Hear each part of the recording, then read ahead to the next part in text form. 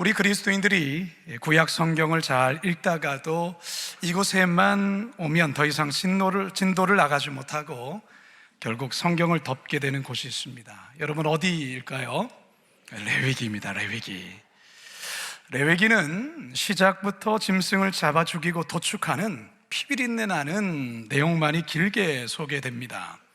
잘 이해도 되지 않고 계속 반복되는 내용에 왜 이걸 굳이 읽어야 하나라는 그런 회의감이 몰려올 때가 있죠. 그래서 성경 통독을 결심하고 읽는 분들이 첫 번째로 맡게 되는 위기의 책이 바로 레위기입니다. 하지만 유대인들에게 레위기는 자녀가 태어나서 제일 먼저 읽게 하는 하나님의 말씀입니다. 보통 5살 때부터 이 레위기를 읽게 하는데요, 심지어 레위기 전체를 통째로 암송하게 합니다. 참 대단하죠. 유대인들은 레위기가 성경 전체를 이해하는 가장 중요한 열쇠라 보는 것입니다. 사실 이 말이 맞습니다. 레위기를 제대로 알아야 그리고 또한 신약을 또한 제대로 이해할 수가 있습니다. 레위기는 1차적으로 예배의 안내서이자 예배 지침서라 할 수 있습니다. 지금 우리가 드리는 예배가 구약에서는 제사였죠. 짐승의 희생 속에 예배가 드려졌습니다. 구약에서 첫 번째 제사 예배는 아담의 아들 가인과 아벨에게서 처음 등장합니다. 아담과 하와가 선악과를 따먹고 범죄하기 전에는 이런 제사 존재하지 않았습니다. 따라서 구약의 제사는 범죄한 인간이 거룩하신 하나님께 나아갈 수 있는 유일한 방법이자 또한 수단이었습니다. 이러한 제사를 하나의 형식과 제도로 시스템화한 것이 바로 레위기의 5대 제사입니다. 출애굽한 이스라엘 백성들이 시내산 자락에 도착했을 때 하나님께서 모세를 시내산 정상으로 부르시고 십계명을 비롯해 율법을 주셨는데 바로 그때 이 제사법을 알려주셨습니다. 그렇다면 여러분, 우리는 왜 이런 제사를 이제는 드리지 않습니까? 왜 그럴까요? 예수님 때문에 그렇습니다. 더 정확히 말하자면 예수님의 십자가 대속 사건 때문에 그렇습니다. 우리 예수님께서 십자가에서 영원한 제물이 되셔서 죽으셨기 때문에 우리는 더 이상 레위기에서의 짐승을 통한 제사를 드리지 않습니다. 하지만 레위기의 5대 제사는 예수 그리스도의 십자가 사건을 예표하는 사건이기 때문에 예수님의 십자가 은혜를 이해하려면 레위기의 5대 제사를 이해하는 것은 대단히 중요합니다. 성도 여러분, 오늘은 교회력으로 종료주일이며 동시에 순환주일입니다. 그리고 고난주간의 첫날입니다. 우리 예수님 종려나무 가지를 흔들며 환영하는 백성의 환호 속에 예루살렘으로 입성하시고 5일 후인 금요일에 십자가에 못 박혀 죽으십니다. 그래서 기독교에서는 이 고난주간을 아주 특별한 한 주로 보냅니다. 저는 오늘 설교와 함께 내일부터 시작되는 고난주간 특별 새벽 기도회를 통해서 구약의 5대 제사를 하나하나 소개해 드리려고 합니다. 그리고 그 속에 담긴 예수 그리스도의 그 십자가의 은혜를 여러분과 나누려고 합니다. 바라기는 오늘 말씀을 통해 십자가의 복음, 십자가의 은혜를 다시 한번 새롭게 만나시고 하나님의 사랑에 깊이 체험하시는 복된 시간 되시길 주님의 이름으로 축원합니다. 첫 번째 따라하겠습니다. 죽을 수밖에 없는 인간. 성경에서 죄라 번역하는 헬라어 단어는 하마르티아입니다. 이 단어의 뜻은 관역을 벗어나다라는 뜻인데요, 하나님의 절대적인 기준인 말씀에서 벗어난 모든 것이 죄라는 것입니다. 기독교에서 말하는 죄는 크게 두 종류가 있습니다. 첫째는 원죄입니다. 이 죄는 최초의 사람 아담이 범했습니다. 그런데 이 죄가 아담 이후로 모든 인류, 모든 사람들에게 전이되어 인간의 본성에 자리를 잡게 됩니다. 이것은 마치 부모의 DNA가 자녀에게 고스란히 유전으로 대물림되는 것과 같다고 할 수 있습니다. 그래서 우리 모두에게는 원죄가 있습니다. 원죄와 함께 또 하나의 죄가 있는데 그것은 바로 우리 각자가 지은 죄입니다. 이것을 자범죄라고 합니다. 말 그대로 스스로 지은 죄, 사람이 살면서 스스로 지은 모든 죄를 말하는 것이죠. 그래서 성경은 인간을 향해, 모든 인간을 향해 하나님 앞에서의 죄인이다라고 선언을 하는 것입니다. 로마서 3장 23절입니다. 시작. 모든 사람이 죄를 범하였음에 하나님의 영광에 이르지 못하더니. 목사님, 그래도 저는 지금까지 살면서 남에게 그리 피해 준 적 없고 나름 선하게 살았습니다. 사기치거나 도둑질을 한 적 더더욱 없습니다. 양심적으로 살았습니다. 이렇게 말씀하시는 분이 있을지 모르겠습니다. 그래서 죄인이라는 이 말이 상당히 불편하게 들리시는 분도 있을지 모르겠습니다. 그런데 여러분, 죄송하지만 하나님께서 성경을 통해 우리에게 말씀하시는 죄의 기준은 세상의 기준, 세상이 말하는 죄의 기준과는 많이 다릅니다.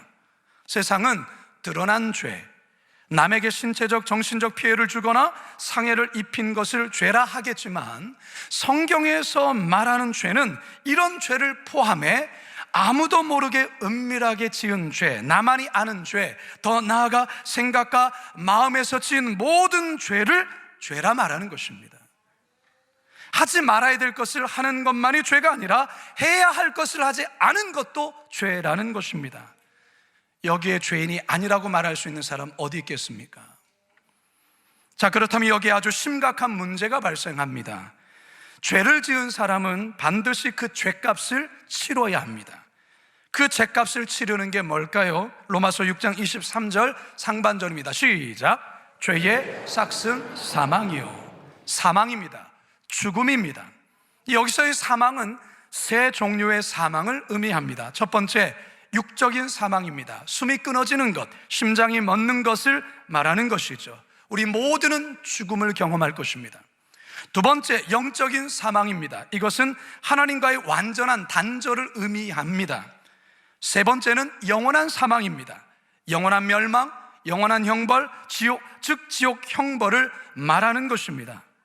요한계시록 20장 15절입니다. 시작. 누구든지 생명책에 기록되지 못한 자는 불못에 던져지더라. 에스키모인들이 늑대를 잡는 방법이 아주 독특하다 합니다. 그들은 늑대를 잡기 위해 짐승의 피를 준비합니다. 그리고 그 피를 밖에 내놓고 날카로운 칼 한 자를 그 속에 세워둡니다. 핏덩이는 곧 차가운 기온에 꽁꽁 얼게 되지요. 그 얼어버린 핏덩이를 늑대들이 잘 다니는 길목에 놓아둡니다. 그러면 늑대들이 지나가다가 피 냄새를 맡고 다가와서 혀로 핥기 시작합니다. 차가운 얼음에 혀의 감각이 마비된 줄도 모르고 계속 핏덩이를 핥습니다. 그런데 핥으면 핥을수록 점점 더 맛있는 피가 나오죠. 누구의 피일까요? 네, 차가운 피가 아니라 따뜻한 피가 나옵니다. 얼음 속에 숨겨져 있던 날카로운 칼에 자신의 혀가 갈기갈기 찢어지면서 그 피가 나오는 것이죠. 그것도 모르고 열심히 빨아먹습니다.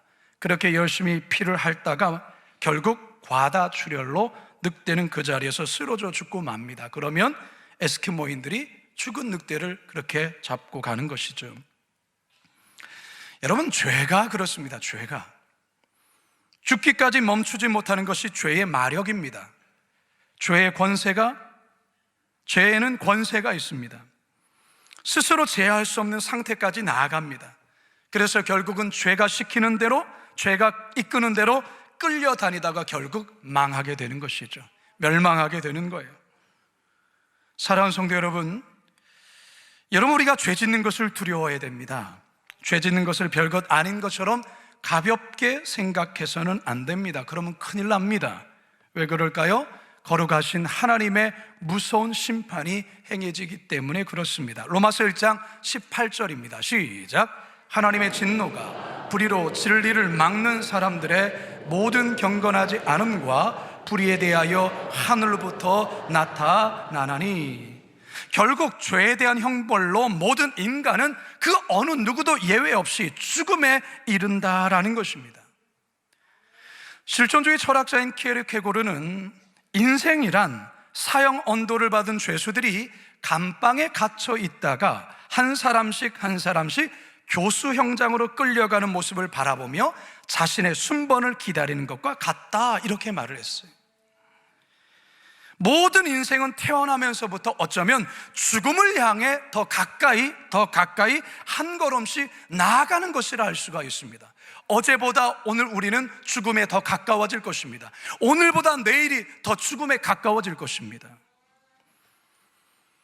사랑하는 성도 여러분, 이 땅에 죄를 한 번도 짓지 않은 사람이 있을까요? 없습니다. 아담 이래로 모든 사람들이 죄를 범하였기에 모든 인간은 죄인이다. 성경이 이것을 그렇게 선언하고 있는 것입니다.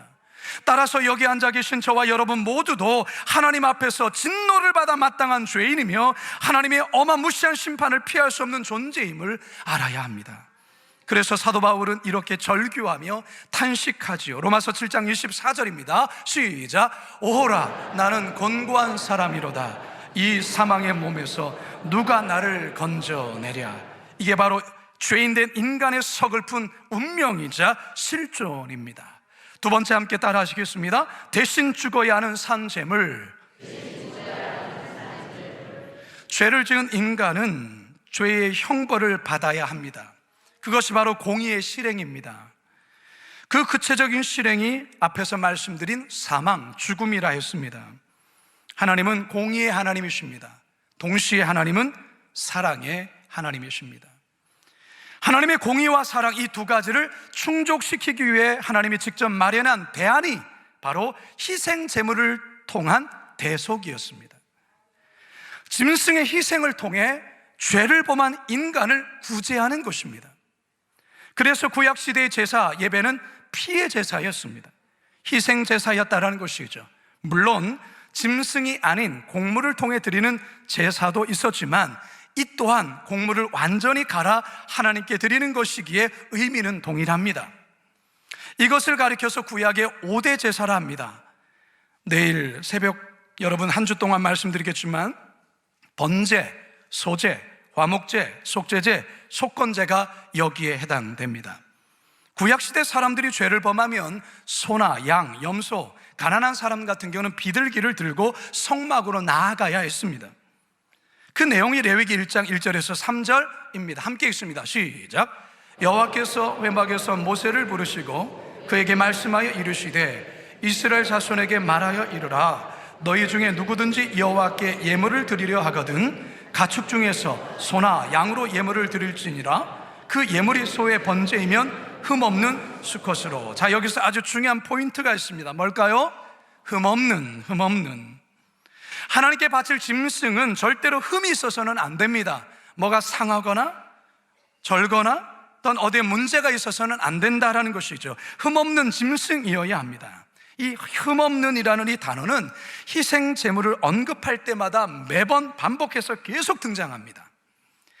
예배자가 짐승을 데리고 회막문 앞에 오면 제사장은 제일 먼저 이 가축에게 흠이 있는지 없는지를 먼저 확인합니다. 만일에 조금의 흠이라도 발견되면 그냥 돌려보냅니다. 예배 드릴 수 없습니다. 왜냐? 흠 있는 제물로는 온전한 제사를 드릴 수 없기 때문에 그렇습니다. 제사장이 흠이 없는 것을 확인하면 예배자는 회막문 안으로 짐승과 함께 들어갑니다. 그리고 예배자는 짐승의 머리에 손을 얹고 안수를 합니다. 이 안수를 통해서 자신의 죄를 짐승에게 전가시키는 의식입니다. 죄인인 이 사람의 죄가 이 안수 의식을 통해서 이 희생 양에게 전부가 다 전가되는 것입니다. 이 의식이 대단히 중요합니다. 반대로 흠 없는 양의 의로움이 예배자에게 또한 전가됩니다. 바뀌는 거죠. 그러면 이제 제물은 죄로 가득한 죄물이 되는 것입니다. 그러면 이제 공의를 실행해야 합니다. 바로 살아있는 짐승을 죽여야 합니다. 여러분, 짐승을 죽이는 일을 누가 할까요? 제사장이 할까요? 아니면 죄인된 예배자가 할까요? 헷갈리시죠? 죄송합니다만 여러분이 하는 겁니다. 예배자가 하는 겁니다. 죄를 지은 사람이 직접 가져온 그 짐승을 자신이 직접 잡습니다. 여러분, 살아있는 닭을 잡아보신 분 계시죠? 닭 잡는 거 쉽습니까? 끔찍하죠? 막 꼬꼬대거리면서 막 파닥파닥 걸리는 것을, 이거를 목을 비틀고 이게 쉽습니까? 생닭을 잡는 것도 어려운데 하물며 양, 소, 염소 잡는 게 쉬울까요? 당시에 구약시대 때는 그 희생제물은 자기가 직접 키운 것을 죽여야 했습니다. 마치 자식처럼 키운 그 짐승을 잡는 거예요. 요즘 반려견이라고 있죠. 집에서 많이 키웁니다. 반려견은 거의 가족이나 다름이 없어요. 저희 집에도 2마리 강아지가 있는데요, 자기들이 사람으로 착각하는 것 같아요. 그만큼 가족과 같은 거죠. 여러분 만약에 여러분이 지은 죄 때문에 그 반려견을 희생 제물로 여러분들이 잡아야 된다면 여러분 그거 할 수 있겠습니까? 칼을 들었다 놨다를 반복할 거예요. 칼로 여러분 숨통을 찔러서 피를 받고 죽여야 되는데 이거 쉽냐 말이죠. 쉽지 않습니다. 제가 어릴 때 시골에서 돼지를 많이 잡았습니다. 특히 제주도는 똥돼지로 유명하죠. 돼지 잡는 게 쉽지 않아요. 장정한 4사람이 달라붙어서 이거를 잡는데요, 돼지가 살겠다고 꽥꽥 지르면서 이거 잡다가 놓치게 되어주면 이게 칼이 꽂힌 대로 막 돌아다닙니다. 막 돌아다녀요. 그거 잡으느라고 뭐 난리칩니다. 짐승이 칼을 꽂았다고 해서 금방 죽지 않습니다. 구약 당시에 짐승을 도살하는 방법이 3가지 방법이 있었다고 해요. 꼬챙이같이 긴 칼로 짐승의 심장을 푹 찔러서 죽이는데, 여러분 심장을 찾는 게 쉽습니까?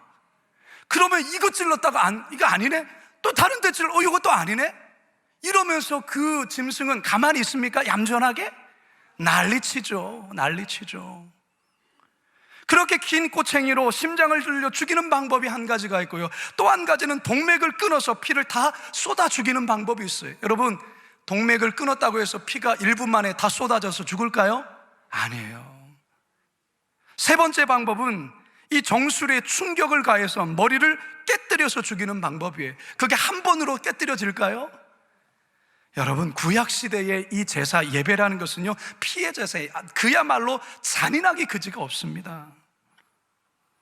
이 일을 제사장이 합니까? 여러분 가만히 옆에서 봅니까? 아니에요. 여러분이 하는 거예요. 여러분 남자도 하기가 힘든데 여자면 더더욱이나 힘들지 않겠습니까? 예배자는 자기 대신 피 흘리며 고통 속에 죽어가는 짐승을 지켜봐야 하는 거예요. 원래 누가 죽어야 합니까?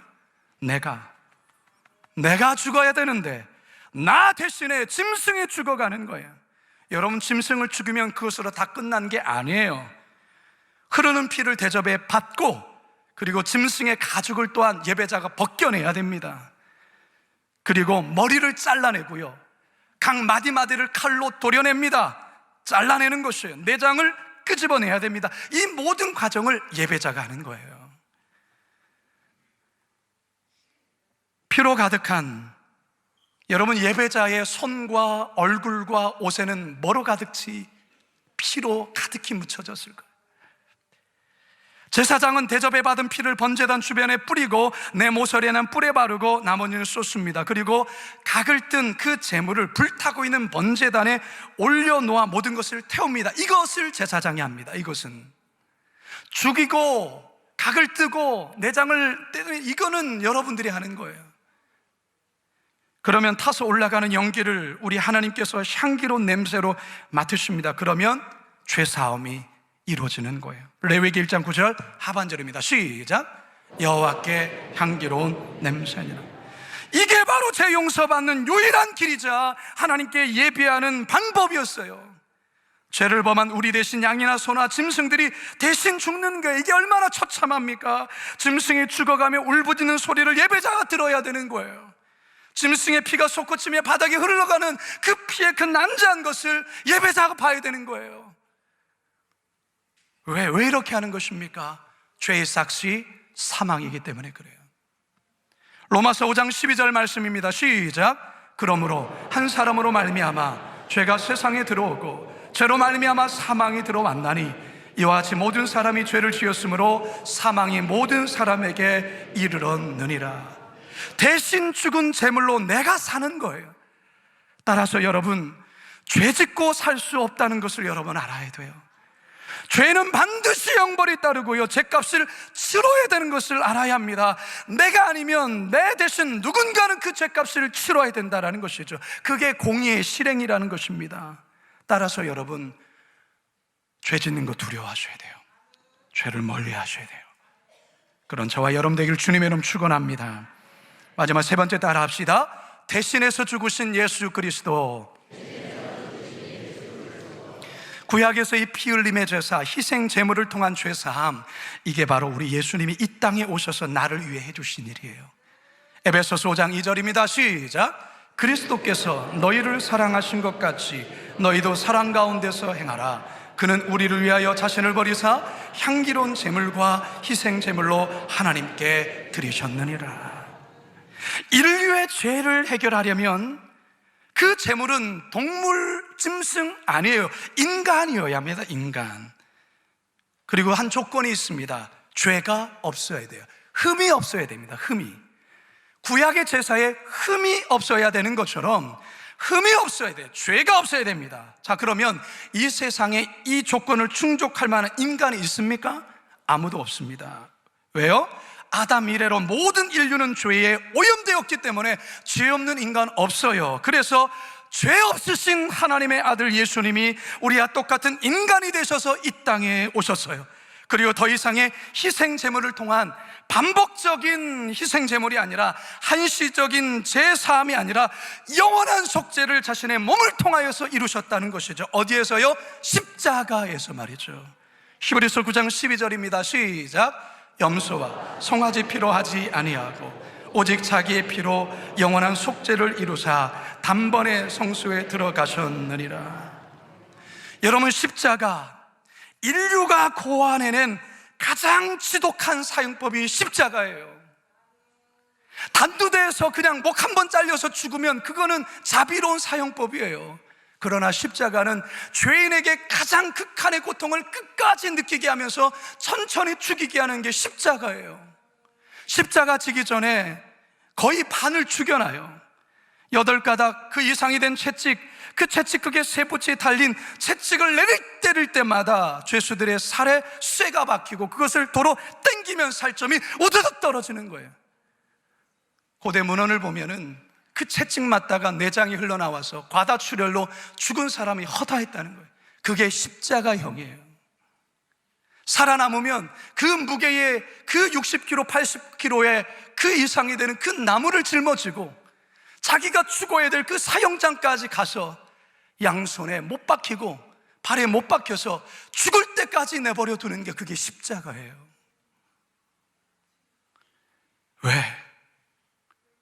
왜 예수님이 그 처참한 십자가 형벌을 받아야 했습니까? 예수님의 무슨 죄가 있습니까? 무슨 죄가? 바로 저와 여러분의 죄 때문이 아닙니까? 예수님이 그거 대신 받지 않으면 저와 여러분들이 영원한 지옥에서 그 형벌을 영원토록 받아야 되는 거예요. 그것을 예수님이 대신 받으신 거예요. 우리 예수님 십자가에서 고통 중에서도 비명 지르기보단 자신을 십자가에 못 박은 이들을 향하여 저들의 죄를 용서해 주십시오, 용서의 기도를 드리셨어요. 그리고 운명하기 직전에 다 이루었다, 그렇게 마지막 말씀을 남기시고 운명하셨어요. 다 이루었다. 테텔레스타이라는 이 말의 뜻이 무엇일까요? 끝내다, 완성하다, 성취하다. 우리 예수님께서 십자가에서 운명하시면서 무엇을 완성하시고 무엇을 끝내시고 무엇을 성취했다는 말입니까? 속죄의 사역을 이루시고 구원의 사역을 완성하셨다라는 거예요. 십자가에서 말이죠. 로마서 5장 18절과 19절입니다. 시작. 그런즉 한 범죄로 많은 사람이 정죄에 이른 것 같이 한 의로운 행위로 말미암아 많은 사람이 의롭다 하심을 받아 생명에 이르렀느니라. 한 사람이 순종하지 아니함으로 많은 사람이 죄인 된 것 같이 한 사람이 순종함으로 많은 사람의 의인이 되리라. 아멘. 옛날 어느 마을 광장에 왕자의 동상이 서 있었어요. 그 동상은 금으로 입혀져 있고 사파이어로 된 눈과 루비로 장식된 칼자루를 들고 있었습니다. 사람들은 그 동상을 일컬어 행복한 왕자라고 이름을 지었어요. 어느 날 제비 한 마리가 행복한 왕자 동상 곁에서 하룻밤을 지내기로 했습니다. 그런데 갑자기 제비의 머리 위로 행복한 왕자의 눈물이 뚝뚝 떨어지는 것입니다. 제비는 왕자에게 왜 눈물을 흘리냐고 물었더니 왕자는 저 창문 너머에 어머니가 아파서 울고 있는 소년의 모습을 보고 눈물을 흘린다고 말했습니다. 그러면서 왕자는 제비에게 자기 왕관에 박혀있는 루비를 그 소년에게 가져다 줄 것을 부탁하죠. 그 다음 날에는 불쌍한 성냥팔이에게, 또 그 다음 날에는 불쌍한 할아버지에게 루비와 몸에 입혀진 금을 각각 나눠주라고 합니다. 마지막으로 왕자는 돈이 없어 병원비를 못 내는 아이에게 자신의 눈인 사파이어를 빼서 가져다 줄 것을 제비에게 부탁합니다. 화려한 보석으로 치장되었던 행복한 왕자는 어느새 보기에 아주 흉측한 흉물로 변해버렸습니다. 하지만 왕자는 더없이 행복했습니다. 추운 겨울, 마을 사람들은 너무나도 흉측하게 변한 이 왕자의 동상을 용광로에 집어넣어 버렸습니다. 폐기 처분해 버린 거죠. 한편 왕자의 심부름을 하느라 추운 겨울이 온 줄도 모른 채 일을 하던 제비는 그만 추위와 굶주림에 죽고 맙니다. 마을 사람들은 용광로에서 나온 납으로 된 왕자의 심장, 그리고 죽은 제비를 쓰레기장에 갖다 버렸습니다. 하나님께서 어느 날 천사에게 세상에서 가장 귀한 것 2개를 가져오라 명령합니다. 그러자 이 천사는 죽은 제비와 이 행복한 왕자의 심장을 가지고 천국에 오게 됩니다. 이 이야기는 아일랜드 출신의 유명 작가인 오스카 와일드의 행복한 왕자라는 동화입니다. 여러분, 이 왕자의 행복이 어디 있습니까? 온몸에 금이 입혀졌고 사파이어와 루비 등 온갖 보석으로 장식되어져 있기 때문일까요? 아니에요. 자신의 것을 가난하고 불쌍한 사람들에게 기꺼이 나눠줄 수 있는 것에 행복했던 거예요. 물론 그 대가는 어떻습니까? 자신의 눈마저 뽑히고 아름다운 보석 모두가 없어져 버린 흉측한 흉물로 베어버렸습니다. 결국 용광로에 던져졌지만 그는 행복했던 것이죠. 여러분, 이 행복한 왕자 누구랑 비슷하지 않습니까? 우리 예수님 아니겠습니까? 우리 예수님 이 땅에 사랑의 왕으로 오셨어요. 우리에게 생명을 주시기에 예루살렘에 입성하셨습니다. 자신의 생명을 우리에게 이식하시고 자신은 죽기 위하여 영원한 대속죄물 되기 위하여 예루살렘에 입성하셨어요. 그리고 5일 후에 십자가에 달려서 죽으십니다. 누구 때문에? 나 때문에. 성도 여러분, 종려주일이며 고난주간의 시작입니다. 죽을 수밖에 없는 날 대신 십자가의 대속죄물 대신 예수님을 여러분 이 한 주 동안 만나실 수 있기를 바랍니다. 이 한 주 동안 여러분 새벽을 깨우시며 레위기 5대 제사 속에 담긴 우리 주님의 십자가의 대속 사건을 여러분 다시금 새롭게 발견하실 수 있기 바랍니다. 더불어서 그 사랑받은 자로 나 또한도 누군가에게 나의 가장 귀한 것 나누며 베풀 수 있는 그런 은혜로운 고난주간 되시길 주님의 이름으로 축원합니다. 축원합니다. 축원합니다. 우리 함께 말씀을 기억하며 이 찬양을 주님께 올려드리도록 하겠습니다. 하나님 어린 양, 하나님 어린 양 독생자 예수 날 위해 죽으신 주님 줄리신 그 보혈이 나의 죄를 정결케 하네 내 영을 고치시네 송축하리라 화목해 하신 주 나의 모든 죄 깨끗해 하셨네 송축하리라 송축하리라 귀한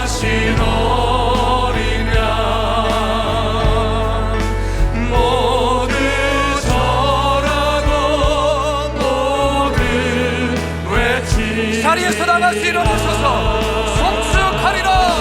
화목해 송축하리라. 화목해 하신 주. 나의 모든 죄 깨끗게 하셨네.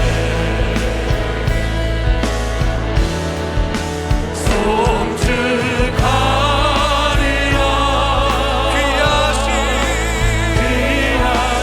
어린 양 모두 절하고 모두 외치라. 이 시간 제가 기도하고 축도로 마칩니다. 하나님, 내가 죽어야 하는데, 내가 그 죄 값을 담당해야 되는데 죽을 수밖에 없는 우리를 불쌍히 여기셔서 독생자 외아들